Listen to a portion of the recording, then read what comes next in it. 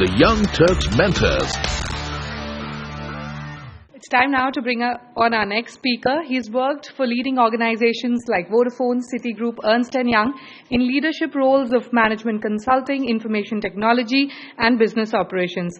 Currently, as Chief Information Officer for GE Global Growth Organization, Anthony Thomas works closely with GE business partners all across regions outside the US to understand the local needs and deliver in-market solutions. Ladies and gentlemen, please welcome on stage Anthony A. Thomas.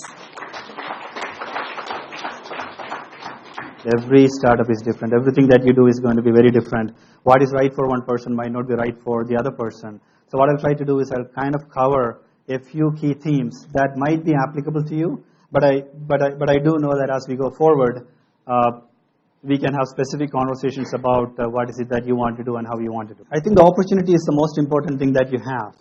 While it might not be unique, it has to be something that gives you an unfair advantage. This is one area I think where you should be bragging about the unfairness of what you are trying to do. If your idea is not going to give you an unfair advantage over something else that is currently there today, or something that is out there in the future, then probably it's not worth spending your time and energy on that. So you need to be 100% sure that what you're going to build, what you're going to spend your sweat, blood, and the equity for the next few years is going to be something that is very important for you doing that. Once you have the idea, identify the right founding team. Now, for me, I've seen a lot of folks trying to find the co-founders as my brother-in-law, my sister-in-law, my wife, my best friend. Maybe that would work, but maybe that might not work. Ideally, you might want to identify people who can bring you complementary skills than what you don't have. If you are a marketing professional, you might want to get in the technology guy if you're going to build a technology product. In addition, you can network, you can find mentors, you don't have to make mistakes to learn. It's not like learning how to walk. Make sure that you have the right co-founders and then the right set of mentors to guide you. And of course, be open to hearing what you might not want to hear otherwise. So one of the things that is happening right now in Kerala is that being a startup, being an entrepreneur has become so cool that this has become the hottest thing after IT in the recent past. So the coolest thing is to walk around and say that I'm an entrepreneur. All of a sudden, you are the hottest guy there. Everybody, including your uncles and aunts who never looked at you before, now say he's a big guy, right? No, I think you have to be humble. You have to really figure out, what is it that I'm going to do, how I'm going to do, and take it to the next level. Startups is not about raising your valuation or getting a lot of money up front. I think a lot of people, and I've seen a lot of this mistake in the past, which is a lot of people think about, I want to get my valuation higher, I want to raise as much money as possible. No, that is not what you should be doing. You should be building a sustainable organization. You should be building a sustainable story. You should be building a product that would stay long enough. You should be bootstrapping, you should be going hungry, you should be staying in dorms, you should be living with your parents, doesn't matter. But the point is, it's not about raising a lot of money, it's about making enough money, raising enough money, and spending that money wisely. Do not get into long-term contracts that you don't even understand. I've seen a lot of startups writing 3-year, 4-year, 5-year OPEX contracts with folks when they don't even know what the business is going to be 3 to 5 years from now. So that's one of those things you have to be very careful. Think about what you are signing. It's better to borrow than to sign a long-term deal with anybody in the beginning. Have a broad vision.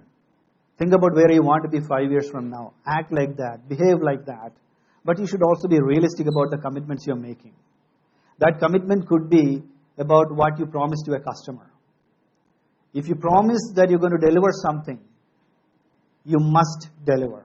If your idea is not getting the traction that you're thinking, if you're not able to convince someone to pay for that idea, if you're not able to get that excitement about the idea beyond you in the room, if you've been working on it and you're not able to get the breakthrough that you're looking for, yes, there is an Einstein out there, yes, there is an Edison out there, but you know what? For a few of them that we know, there are millions of them that fell that we don't even talk about. So best is to fail fast, get on to the next idea, get on to the next thought, or partner with someone, but don't keep on prolonging the pain.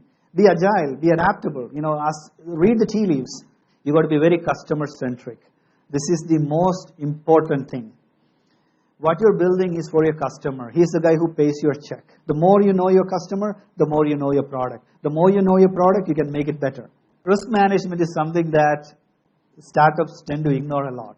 So I always tell this to the folks. What you ignore today can come back and bite you later. A lot of the stuff that you're doing has regulatory impacts. A lot of the stuff that you're doing, be it in the telecom side, be it in the healthcare side, whatever you do is all very much regulated. As an early startup, as an early stage concept, a lot of things might not make sense for you. But in reality, eventually when you want to productionalize it, there might be the FCC out there, there might be the FDA out there, all these guys are out there. If you want to sell your product beyond your small circle, you really need to understand a lot of those risks that can come and bite you later. I'll give you, as a parting word, a few pointers. We spoke about spending wisely. So think CapEx and OpEx. What people tend to ignore is the OpEx component. OpEx is a recurring cost. So it's just not about what you buy the first time. If you sign a lease, you know that you have to keep on paying the rent. There will be breakage fees, etc. So think about what you're spending and spend wisely. Focus on your core competencies.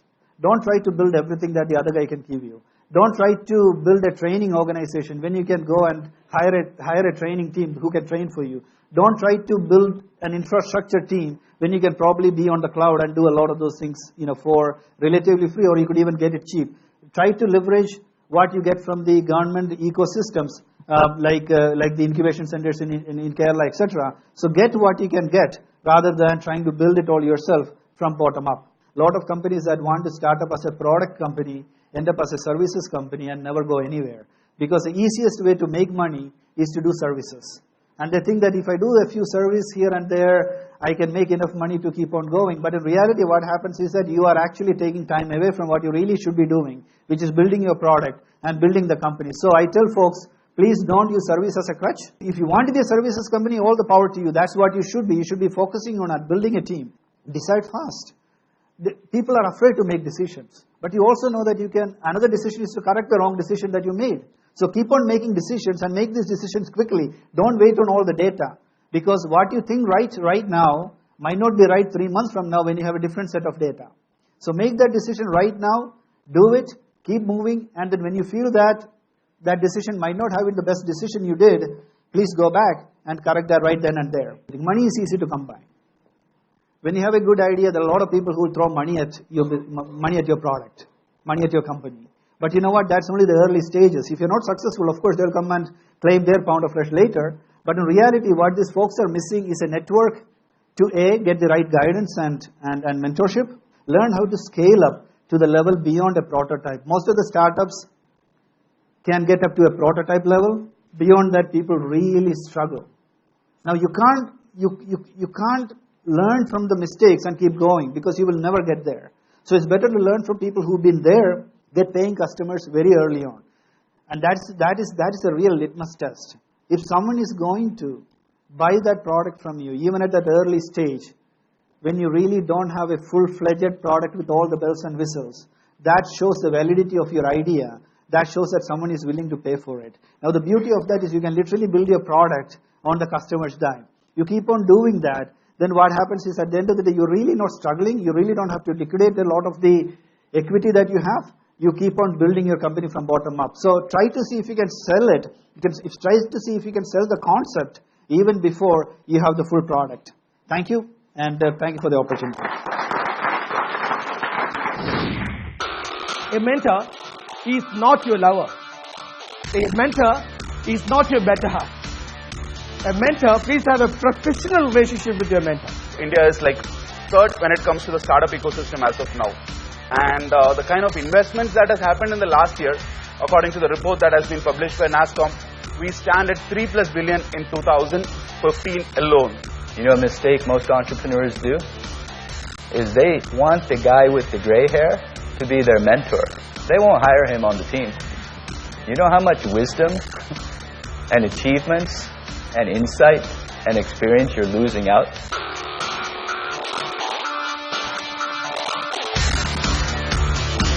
The Young Turks Mentors